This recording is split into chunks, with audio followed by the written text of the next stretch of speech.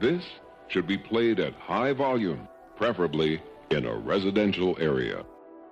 Thank you for tuning in. I appreciate your listening ears. Today I want to share something that took me a long time to understand and even longer to live out. It's not something people usually explain clearly, and because of that, a lot of us stay stuck longer than we need to. This is about unforgiveness, how it really works, and why understanding this one truth can change how you feel, how you think, and how you move forward. For most of my life, I believed unforgiveness was a feeling. I thought it was something that just showed up inside me because of what someone else did, because of the betrayal, the disrespect, the pain. I told myself that one day I'd wake up and feel ready to forgive.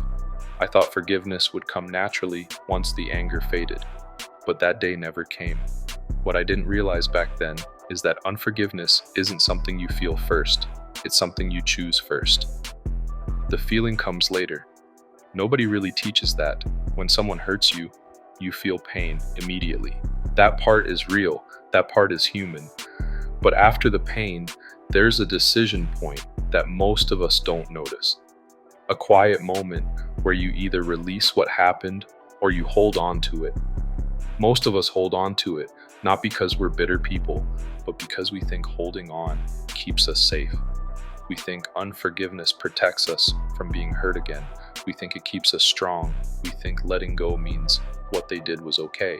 So we justify it, we replay it, we rehearse conversations in our head. We keep the wound open just in case we need proof later. And slowly, without realizing it, the choice turns into a feeling. Resentment doesn't hit all at once. It builds. Bitterness doesn't scream. It settles. You start feeling heavier, more tired, less patient. Your peace feels fragile. Your joy feels muted. And you start wondering what's wrong with you when nothing is wrong at all. You're just carrying unforgiveness. Here's the part that really changed how I saw this. The person I hadn't forgiven wasn't losing sleep over it. They weren't replaying the moment. They weren't stuck.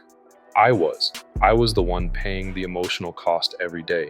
I was the one living with the tension, the distraction, the weight.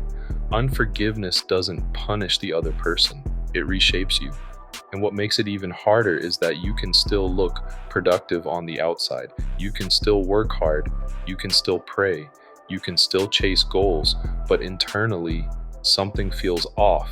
That's because unforgiveness leaks into everything.